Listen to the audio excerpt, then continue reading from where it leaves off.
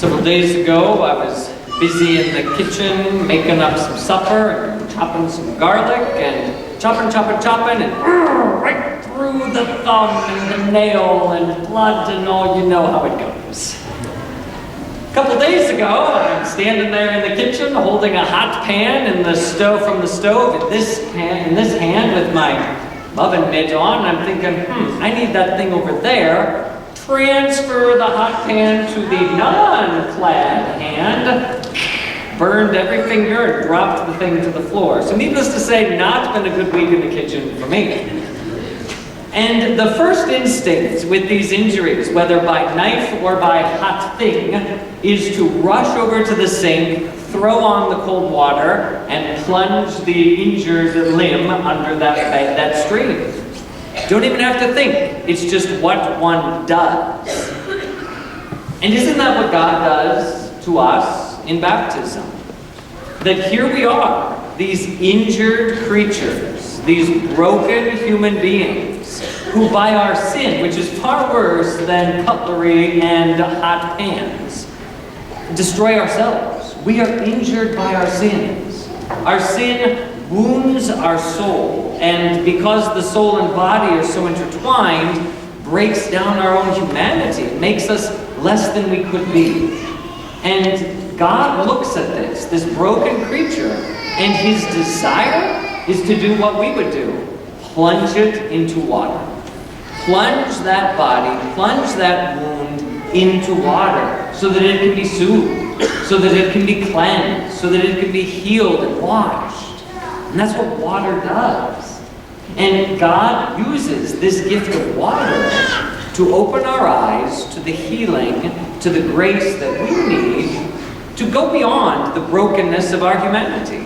That we inherit this humanity that's broken, but we do not have to be limited by it. We look to the example of Jesus today on this feast of the baptism. And we almost have to take a double take, because when we think about baptisms, having just celebrated the birth of Jesus a few weeks ago, we might be thinking of Christ as an infant. But 30 years have passed in Jesus' lifetime before he is baptized. And so we think about those hidden years and how Jesus is a child growing up at the knee of Mary, at the side of Joseph, experiencing everything that a human being experiences. And much of that is going to be suffering. And much of that is going to be pain.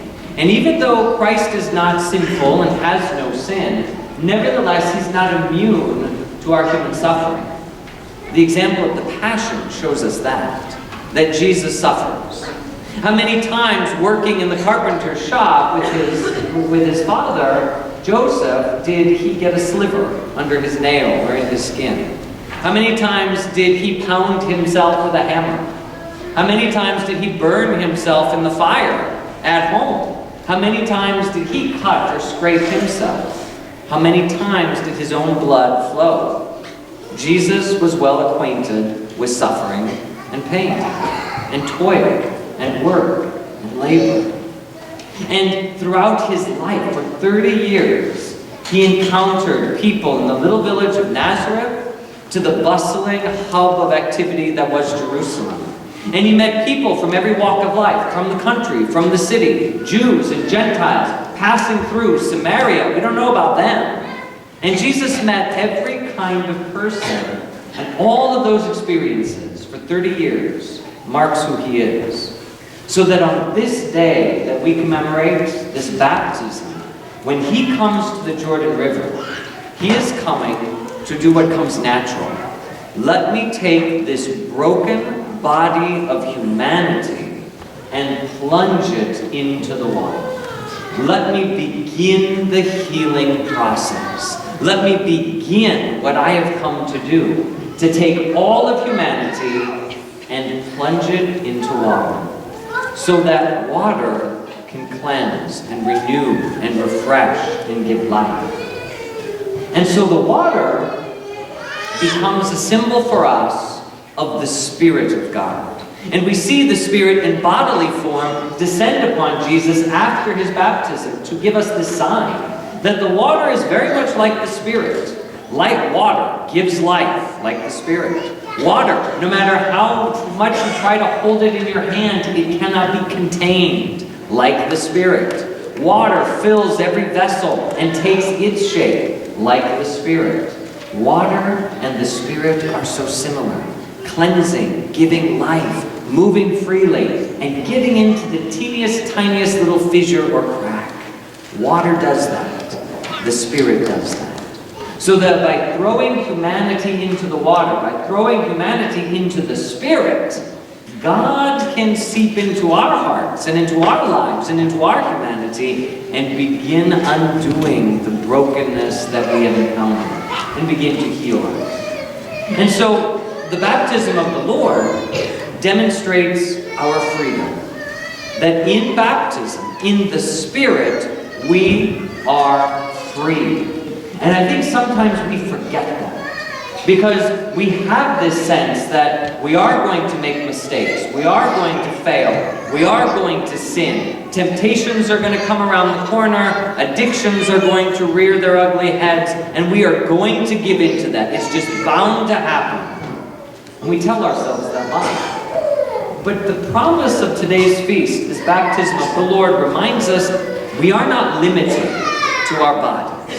We're not limited to our brains. Because our spirit is so much bigger than that. And our share in the Spirit is so much greater than even that.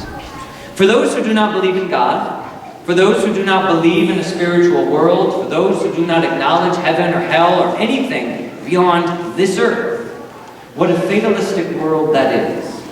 Because without the Spirit, we truly are limited then to our flesh and blood. That's all we got. My brain, my genetics, my experiences. And those things will color everything I know, everything I choose, and everything I do. And I will not be able to break out of that because I'm limited to myself. So I may never, ever, ever be able to get better. I may never, ever, ever be able to break bad habits because it's just not in my genes. It's just not in my experience. We're limited. But we do not believe that. We acknowledge the Spirit. We acknowledge free will. We acknowledge something beyond the body, beyond the brain, beyond flesh and blood. We acknowledge this gift of the Spirit, and that allows us to choose differently. It allows us to say, no, I don't want to be this lustful person. No, I don't want to be this gluttonous person. No, I don't want to be this angry person. I don't want to give in to the body. I choose differently.